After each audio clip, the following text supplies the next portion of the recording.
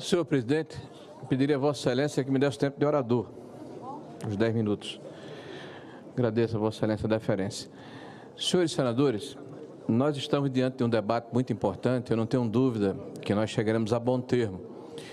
No Brasil não existe prisão perpétua, como muito bem colocou o nobre líder Carlos Portinho.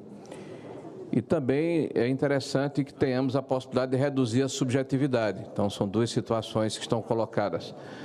Mas, veja, me permitam, na situação em que vivemos da relativização do direito, da Constituição, do livre-arbítrio, da liberdade, da imunidade parlamentar, achar que não haverá uma interpretação diferente, qualquer que seja ela, na contramão da vontade do legislador, aí nós estamos sendo um pouco inocentes demais, né? O que a gente precisa é de normalidade democrática e que cada poder exerça a sua função, exerça o seu papel. E cabe a esse parlamento fazer a sua função, que é legislar. Legislar. Senhores, dito isso, eu queria falar um pouco sobre o que aconteceu nos últimos dias aqui no país. Nós estamos impactados hoje com a decisão do deputado Eduardo Bolsonaro, que entendeu, em função dessa instabilidade, dessa insegurança, desse temor que existe no Brasil sobre o respeito às liberdades individuais, a própria inviolabilidade do mandato. Imagine se um deputado federal, com a importância, com a relevância de Eduardo, teme o que pode acontecer com ele, imagine um cidadão brasileiro comum. Mas, por mais noite, por mais tenebrosa, por mais escura que seja a noite, o fato é que está próximo do alvorecer, de amanhecer, né, de termos tempos novos no nosso país. E eu acredito nisso. Acredito na solução política. Acredito que é a solução política que vai permitir que nós possamos iluminar a mente das pessoas. E que, brevemente, nós teremos no Brasil uma mudança de rumos, que vai acontecer, sim, pela força, pela vontade soberana da população brasileira. Nós vimos, no último domingo, um movimento cívico, pacífico, extraordinário, que mostra a força da direita conservadora nesse país. Um líder que convoca a população através das redes sociais, sem pão com mortadela, sem estrutura de ônibus, sem estrutura sindical, sem apaniguados políticos, e consegue reunir dezenas de milhares, centenas de milhares de pessoas num domingo pela manhã, a mais de 30 graus, para escutar discursos políticos, para se mobilizar em função de uma causa nobre, a pacificação e a reconciliação do nosso país. Nós estamos vendo aqui nesse país a normalização do crime de opinião. É um retrocesso inaceitável para a sociedade brasileira. Hoje, no Brasil, é proibido falar sobre determinados assuntos. Viraram dogmas de fé. E quem ousa contrariar os poderosos de ocasião, corre o risco de ser espeziado, emudecido, calado, literalmente cortado das redes sociais, retirado da vida social, exilados, e isso é muito grave. Mas é tão forte a força da população que eu gostaria de compartilhar com os senhores um dado extremamente relevante que mostra como a sociedade brasileira está mobilizada. Eu ouvi, logo de forma subsequente ao término do movimento de domingo, praticamente de forma unânime, os grandes veículos de comunicação que se dignaram a falar a respeito, dizendo flopou, que é uma expressão que significa que deu pouca gente. Flopou o movimento do Bolsonaro. Bolsonaro não tem mais condição de levar pessoas às ruas, não consegue mais mobilizar a sociedade brasileira. E comemoraram a narrativa porque falaram para eles mesmos. São veículos que perderam a capacidade de se expressar e se comunicar com o conjunto da sociedade brasileira.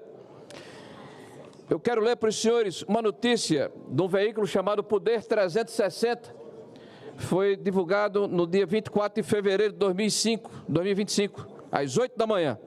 Dados obtidos pelo Poder 360 mostram que os 5 principais chama a atenção dos senhores. Canais de TV de notícias do Brasil registraram, ao longo de 2024, uma audiência média de 111.792 espectadores ao longo das 24 horas.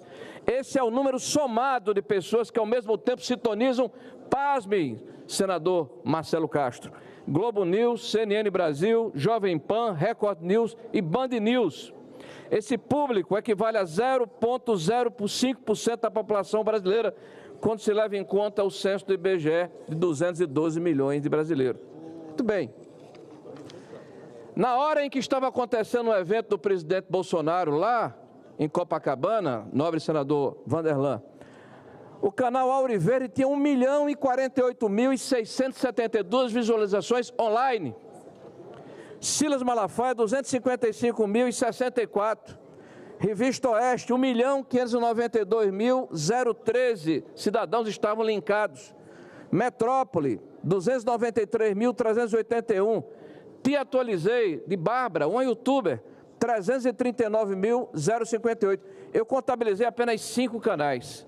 Mais de 25 canais divulgaram o evento. E esses 5 canais perfazem um total de 3.600.000 brasileiros que estavam sintonizados nas palavras daquele que é o maior líder popular do Brasil na atualidade.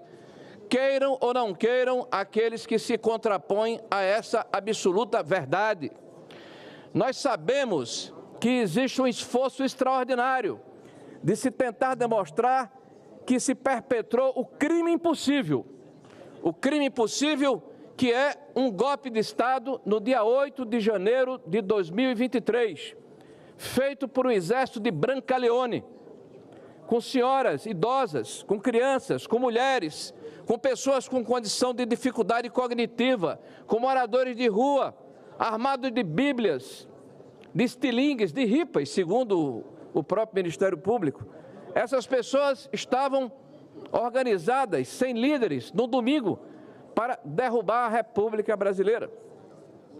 Esse crime impossível, essa narrativa não se põe de pé.